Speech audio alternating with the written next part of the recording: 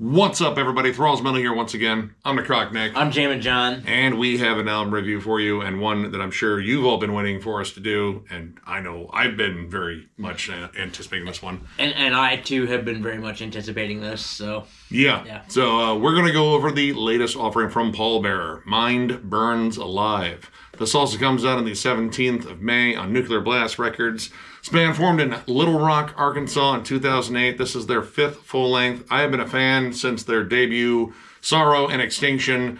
I actually saw them on a really interesting mixed bill with Enslaved and Royal Thunder, and completely blown away by their live performance. Ended up getting Foundations of Burden not too long after it dropped. It has been one of my favorite doom metal albums in terms of this more atmospheric kind of like post-metal-y doom. Yeah. And yeah, we went over the last one, Forgotten Days. It was also a banger. And yeah, that's kind of why we've been really excited. I got into these guys somewhere around Foundations of Burden, although I wasn't a really like huge fan. Until we reviewed Forgotten Days, and then I was like, dude, I need to listen to more Pallbearer. And for those that don't know, this is, all right, it's just listed as doom metal, but I think there's a lot more to their sound. It's, elements of post-metal, post-rock. It's very atmospheric. It's very lush sounding, but, it is definitely doomy. And, this band travels a road straight to Bummersville and then sets up camp. And that's their thing, and they are excellent at it. Yeah, they do a really good job of taking you down to Bummerstown and kind of leaving you there. Bummersville, totally different town. Is it? Yeah. All right. Bummersville, yeah. Bummerstown, I don't know. I've been to both. Anyway, when they take you there, they also kind of drop you off at the bus station and leave you alone. Yeah. But this one, when I heard the first single, which is the opening track on here, Where the Light Fades, which is a very appropriate song title for a band called Pallbearer, I noticed something very different about this one. It is a very quiet, intimate start. And intimacy, I would say, is one of the biggest elements on this album that, while it's definitely popped up before in their albums, I think it is utilized to almost perfection on here. Yeah. Most every song has those like quiet moments of intimacy and like real feeling and emotion. Like it's so difficult not to feel every single moment of this record. And most times you feel by yourself. But it also builds into these epic grand songs.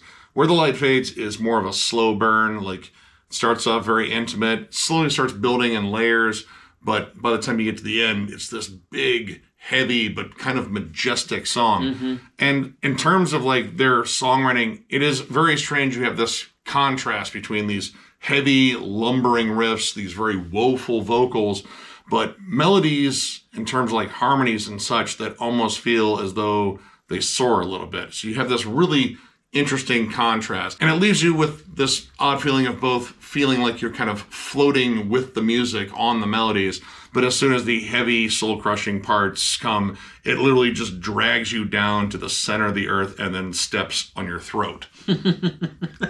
I'm laughing because it's true. I almost equate it to, like, remembering something fond from your childhood. Like, dude, you remember Transformers? Oh, yeah, those things were awesome. Remember when Optimus Prime died? Oh, dude. Yeah, it's that. It takes you on this emotional roller coaster throughout this entire album.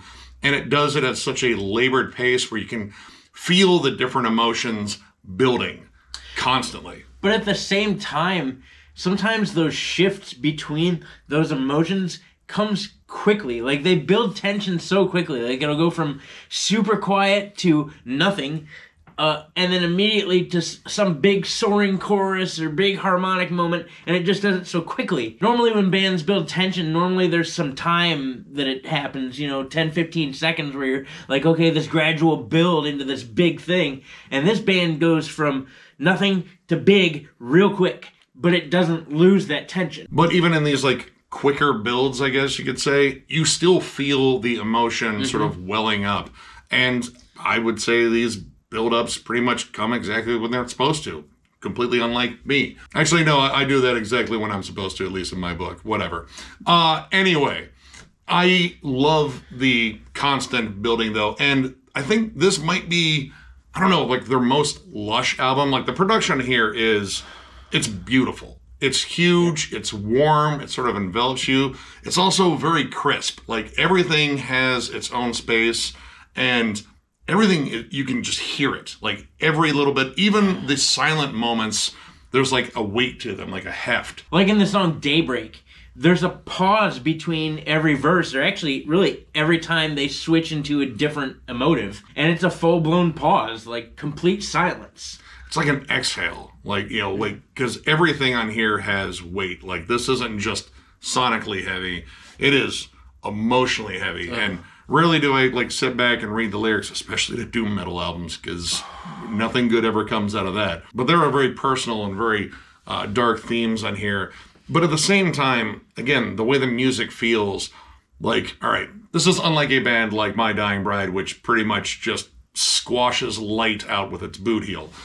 That's them. They are amazing at it, too. This band, while this is definitely morose and I would say very, very cathartic. Oh, yeah. The brightness in terms of like the guitar harmonies and such on here, and some of the vocal passages. Like when the second chorus comes in on Daybreak, the first one is, again, very intimate, muted. You feel the weight of the emotion. But when the second one comes in, it's loud, it's heavy. It's pretty much just raging against the dying light, dying daybreak light. Whatever, there's a parable to make there. But unlike a band like My Dying Bride, I feel like, you know, those harmonies are almost sort of like searching for like a crack of light in the gray skies and everything. Like there's parts in here that they do feel brighter. They do feel like, you know, like, yes, we've accepted that this is very depressing, whatever we're talking about right here, but it's not the be-all, end-all. Well, because they use a lot of ascending melodies and harmonies versus descending. Now, another cool thing I've always liked about this band is with those ascending melodies and harmonies, the riff that usually goes on in the background is the lowest of the low of the down-tuned, like... So you always have this contrast of night and day going on. But a majority, at least I'd say 4 out of 6 songs probably has big ascending harmonies and big ascending melodies that always kind of try and pull you out of the dark. And they're not always like very like straightforward doom metal harmonies. Like there's definitely doom metal harmonies in here because it's Pallbearer. But there's also, again, those like lush post-rock elements where it's just like layers and layers of lush sound, you know, synths, guitars, the amazingly warm bass, vocal harmonies, but it's not like sonically heavy, like that big, crunchy, heavy tone. It's more of just this lush atmospheric sound, like kind of like bands like Caspian and stuff like that, or like the more atmospheric moments of a band like Isis. But sometimes you just get those, like, I mean, they kind of border on like trad metal or like heavy metal-ish harmonies, albeit played a lot slower. Like stuff that you hear peppered in, you know, a Baroness album or a Chemist album. Especially Chemist. Chemist, like, granted, it's a lot slower than Chemist and possibly a little bit more depressing. I don't know, that band has depressing lyrics too. But it has that sort of vibe. Like there's still like, again, that triumph over darkness. Just, you know, not all the time. Yeah, I made a lot of Baroness comparisons, especially the last track off of Purple, If I Had to Wake Up, Would You Stop the Rain? There's a lot of those kind of moments in here. Especially in a track like Signals. Very sullen, a lot of like slow drum grooves. He's playing with brushes. Like, this is probably, I don't know, I'd say pretty close to one of the most somber, sullen moments on the album. I mean, that's a tall order because that's a good chunk of it. Another soft to heavy dynamic that I left in here, like, is the beginning, again, very intimate. It's an acoustic guitar, brushes, and a very isolated vocal performance, which vocally, I think this might be one of their strongest albums. Pretty top notch, I'm not gonna lie. Honestly, like, you know, I've been like kind of hit or miss with their vocals in the past, honestly. Like sometimes, like, you know, I feel like it didn't quite hit like the right note there. This one, I think they hit all the right notes. In fact, there's some like Alice in Chains like harmonies on Endless Place too that were just particularly haunting. And Endless Place has a lot of interesting dynamics on it. There are multiple lead sections. They have a giant soaring lead backed by just huge droning majestic riffs. And then the next lead, very quiet, very intimate. The bass line kind of goes for a walk a little bit. And then there's a saxophone. And it just throws out all this awesome sexual saxophone energy. Somehow that kind of works with the depressing vibe. I don't know. I'm not here to kink shame. But it's awesome. That saxophone solo is absolutely amazing. And it just kind of just fits the very smooth, sort of just airy vibe. Like, there's a lot of stuff in here that reminds me of, like, Pink Floyd, like Animals, stuff like that. But another thing about this is the scope of the album. Like, how big it gets and how small it gets. The intimate moments in particular are quiet. Small room, maybe one light on. Just the members that are needed for this one moment, it's just quiet. And that opens up into, like, like, I don't know, like, pretty much pan out to the entire planet. Like, it becomes so gigantic on this album. And honestly, it might be one of their biggest sounding albums overall. And I don't even know if panning out to see the entire Earth would, like, fully justify just how big this is. It'd be like standing on the edge of the Earth and just being able to see everything all at once. Like a panoramic view of all of life as you know it. Daybreak might be one of the best examples of that dynamic in particular because it is so intimate and kind of quiet at the beginning. It's just the frontman and the guitar. Anytime he sings, you get the melody behind it, and then there's an all-out pause. Yeah, in fact, the melody, at least in the first verse, follows the vocals. Yeah. And lets him take the lead, and then comes in shortly thereafter, and then plays him out, kind of. It's a really cool type of feeling. Yeah, and it kind of, like, you know, just builds subtly. Like, you get the bass comes in, drums, but it's all very, like, muted, very subdued. And then you get the first chorus, which is really awesome. Like, it's still in this more muted level. And then back to the verses. And then the second chorus just kicks in the door and cries loudly. It's an ugly cry, but it's beautiful. Oh, my God. When this second chorus comes in, honestly, it's one of the biggest moments on this album that is definitely saying something because this album is full of huge moments. But it just, again, like, kind of does that giant pan out, boom, you're on the moon taking a picture of the planet. And I felt those lyrics so hard in Daybreak. Oh my God. If you're going to read the lyrics to this, don't do so on a rainy day. Yeah. Just don't. But man, that hit really hard. And while a good chunk of this, I feel like, is, again, like bleakness, but kind of the light eventually defeating the darkness, or at least accepting the darkness and knowing you have to move forward. Yeah. The last track, With Disease, is kind of just the darkness. Like, this one moves at like a Funeral Doom pace. The harmonies are definitely more centered on that doom metal sound. Oh, yeah. It just feels outwardly morose. Like, well, they're named Pallbearer. They are the Pallbearers in this case, and it's raining, and they're hoisting a body over their shoulders, not like, you know, like trying to hide it. But, you know, it's a funeral. That's what I'm saying. They're not trying to, like, hide any bodies, I swear. They do that in Arkansas, I'm sure. Oh, my God. They got gators there, man. Feed a body to a gator. Sure, but the whole, like, not trying to hide it. No, like, carrying it. Just carrying it. It's a marked grave, all right, guys? Calm down. It's not like a ditch by the side of the road. So after you're not hiding a body, obviously. Totally not. I think in this song, though, amongst all the times where it is quiet, I think some of the absolute heaviest moments are in this song, period. After the first verse, quite possibly the heaviest harmony on the whole album comes in, and it's just like a huge defining moment. Like, this is the one that kicks in the door, says the cops are here, get out. Also, Grandma died. Seriously, I wrote, huge sad, much weep. And that's accurate. Like, it's just this harrowing vocal harmony. Like, this is the one that doesn't have a lot of brightness to it. Yeah. In fact, it kind of just gets darker and more morose. Like, there's a whole section where it gets subdued again. And the vocals come in and they're more just like groans. Like, they feel like these are like the last gasps. You really just kind of feel that energy there. And then something that I was kind of missing on this record, you know, you get to this point and you're like 47 minutes in, you're like, it's been heavy, but it hasn't been real heavy yet. They saved the best for last. The actual breakdown on this song is the biggest, heaviest, stankiest thing ever.